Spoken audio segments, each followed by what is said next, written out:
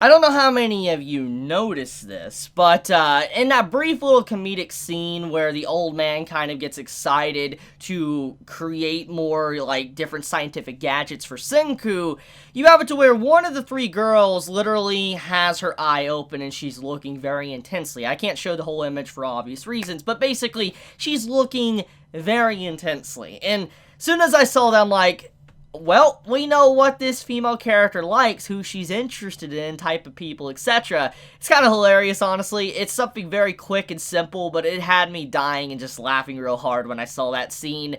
But anyways, jokes aside though, we're finally getting into some really important stuff. Well, everything has been important so far, okay? Correction. I don't want to downplay what has happened thus far, but we're finally getting into something that's been built up since the beginning of the story, honestly. We're finally going up against the individuals that do not want scientific advancement. They want a very primitive world, and we have Senku leading his, scientific kingdom up against him, like the kingdom of might versus the kingdom of science. It's something that has been slowly built up for a very long time, since pretty much, like I said, the beginning of the story. And so finally it is happening, and I'm excited, honestly. I'm really excited because, we're probably going to be able to truly see, everybody come together and really progress humanity to just such an extreme degree.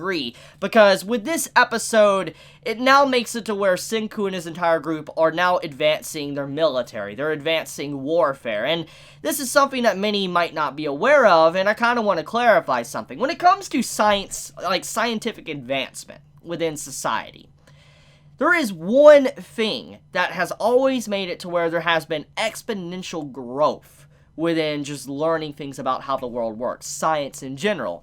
And that's usually when wars happen. And this has been proven. Think back to history. World War I and World War II. There was so many scientific advancements within World War I and II that honestly is just mind-blowing. If you really look at your history and just see what was invented at that time just for military purposes and then are now used in everyday technology, it's pretty crazy. And so, in terms of what's going on right now in the story, it makes sense with our characters being pressed for time and needing to advance at an incredible rate to be able to overcome their opponents.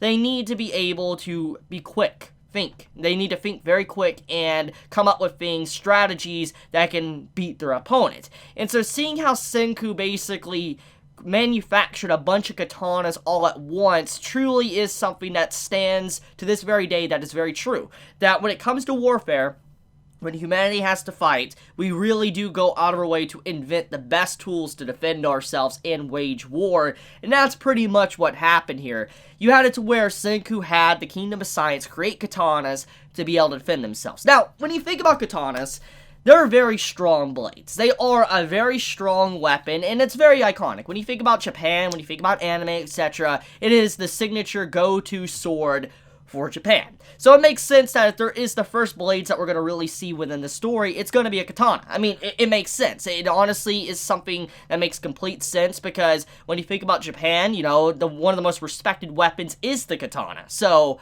it makes sense that the katanas were made first from the scientific kingdom because it would really symbolize, I guess, power and fear against the opponents they're fighting. Because we got to think about this from the perspective of their opponents, from the Kingdom of Might.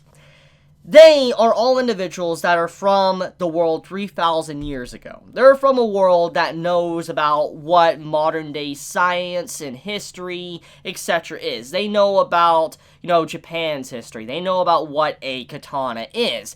And so what better way to really strike fear in your opponents than using a weapon that is something that they would all perfectly understand. It's kind of like this. If you tell someone what a gun is in the Stone Age, okay? And they've never seen it, they don't know what it is, they're not necessarily going to be afraid of a gun. That's common sense, because they have no idea what it is, how it works, what's frightening about a gun. Eventually, if they see how it works, they'll be frightened. But for the most part, it won't inspire as much fear if the opponent really doesn't know what it is. And I think that's kind of one of the main deciding factors of why Senku decided to create the katana.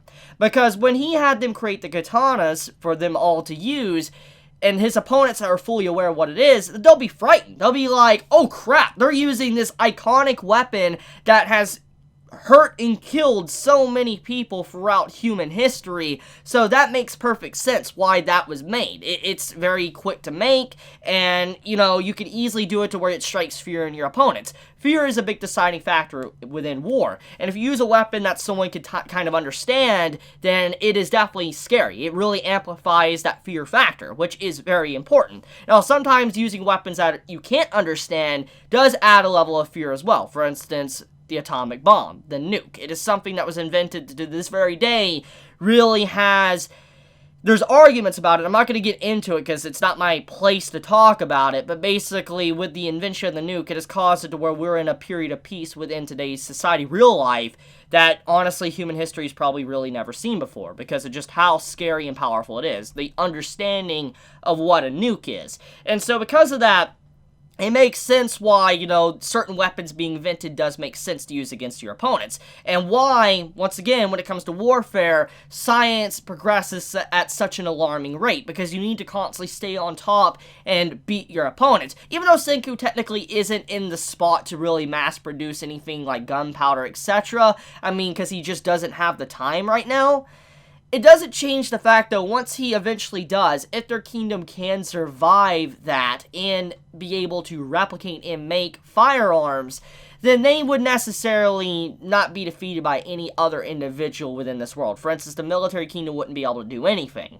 And the only way that they would ever be able to put up a fight is that they somehow manage to advance their technology to surpass them. This is something that is very important in today's society. That's why you have countries constantly trying to one-up themselves with different technology because they need to be superior to overcome their opponents. And that's what's happening here, is that if Senku really does achieve his military might, etc., then there is just nothing that Tsukasa and all of them can really do. So I am excited, honestly. This is really exciting just to see this type of level of progression, because it is something that does happen in real life.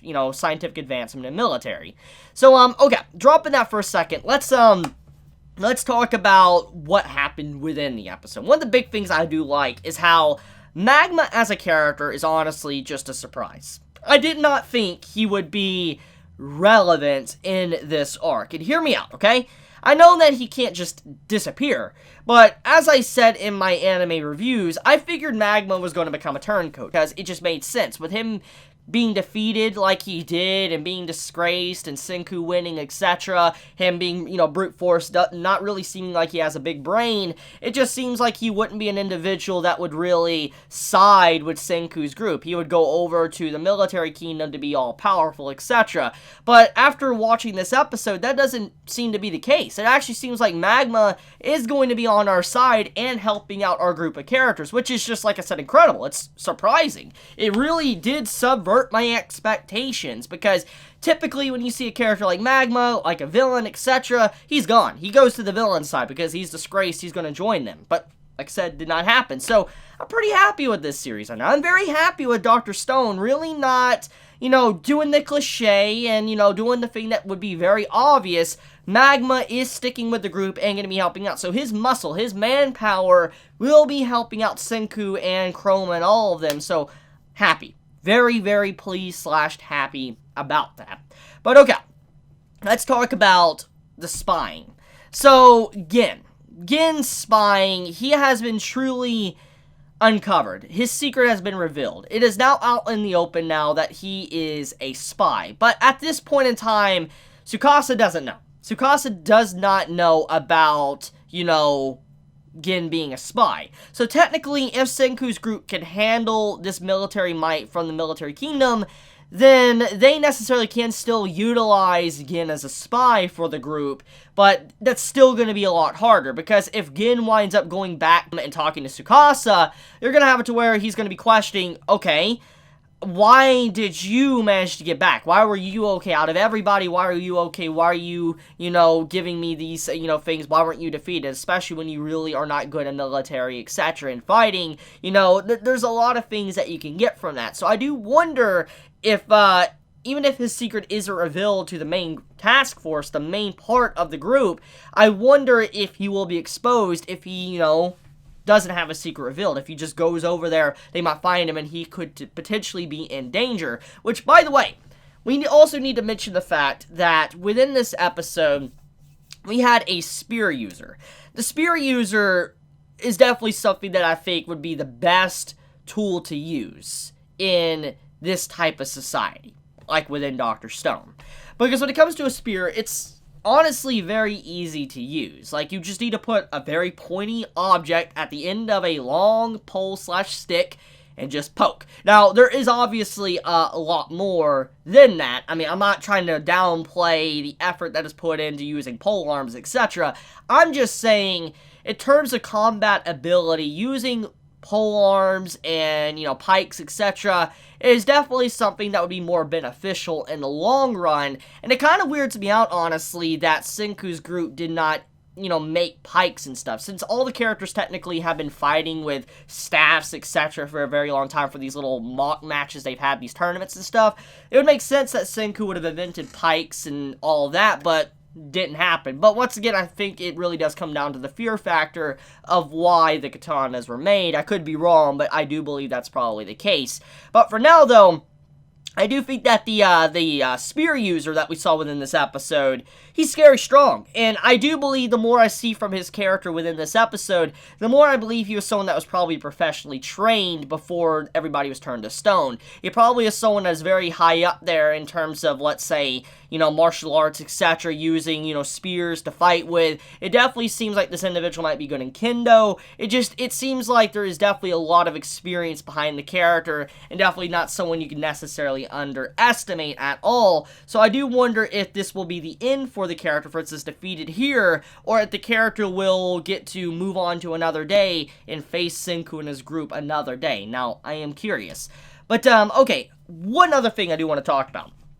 And the big little thing that interests me the most is how all of the people that Tsukasa unpetrified look like literal cavemen.